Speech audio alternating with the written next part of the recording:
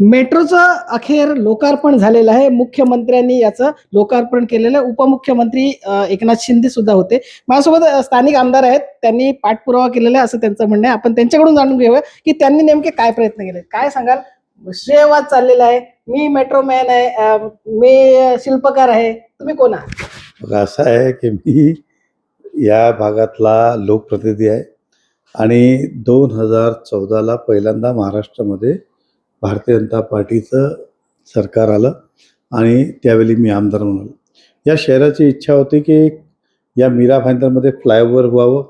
त्या हिशोबाने फ्लायओव्हर मंजूर झाल्यानंतर इच्छा झाली की मेट्रो व्हावं आणि दोन्ही प्रस्ताव आम्ही माननीय मुख्यमंत्री महोदयांकडे दिले आणि मुख्यमंत्री महोदयांनी मीरा भाईंदरला त्यांचं मीरा भाईंदरवर जास्तच प्रेम आहे. त्याला कारण असं आहे की 2015ला महापौर या शहरात बसलं. त्यावेळी त्यांना असं वाटलं की आता महापौर आपल्या तर शहराप्रती पण आपली जबाबदारी आहे आणि आम्ही मेट्रोचा प्रस्ताव मांडला आणि माननीय मुख्यमंत्री महोदयांनी ते मंजूर केलं आणि मला आनंद आहे की आज प्रत्यक्ष रूपाने ते मेट्रोला सुरुवात झाली. आणि जे लोक श्रेय घेतात मला एकच विचार त्यांना की खरोखर तुम्ही आणली होती तर मग ज्यावेळी भूमिपूजन होता नरेंद्र मोदी साहेबांचं असते त्यावेळी सगळ्या पक्षांनी बहिष्कार टाकलेला.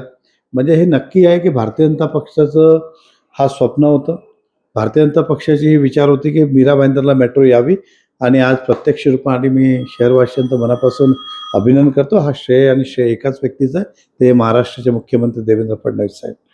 मला सांगा, या ठिकाणी तुमच्याच बॅनरवरती मी शिल्पकार असल्याचा बॅनर लावला, तो आता उतरवण्यात आलेला आहे. काय सांगाल? काय मी शिल्पकार लावलं नाही, ते कार्यकर्त्यांनी लावलं असेल. मी एकही बॅनर लावलेलं नाही आहे.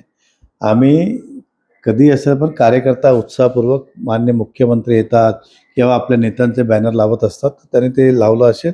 मी शिल्पकार आता कधी म्हटलं नाही, परंतु हे सत्य परिस्थिती आहे की मेट्रो या शहरामध्ये यावी हे आमचाच संकल्प होता आणि मुख्यमंत्री महोदय साहेबांनी एकदा नाही अनेकदा ते भाषणात सांगितलेलं की मेट्रो कोणी आणली. नाही, तुमच्या नगरसेवकांनी लावलेला होता बॅनर, त्याच्यावरती मंत्री प्रताप सरनाईक यांच्या शिल्पकार असल्याचा बॅनर लावला होता, तो आज उतरवण्यात आलेला आहे. काय सांगा? एक आहे का, ते नेहमी तसंच करत असतात, ते त्यांची पद्धत आहे.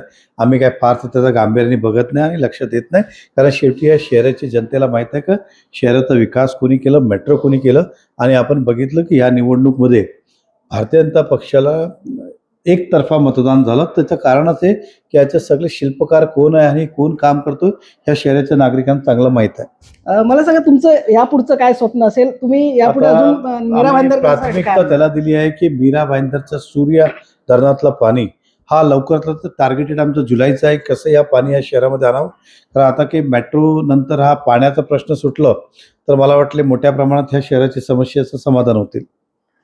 या ठिकाणी लोकांना मुबलक पाणी मिळावं हे माझं एक स्वप्न आहे आणि ते मी पूर्ण करणार असल्याचा दावा आमदार नरेंद्र मेहता यांनी केला आहे. भाग्यश्री देसाईचा विजय देसाई, न्यूज 18 मराठी, मीरा भाईंदर.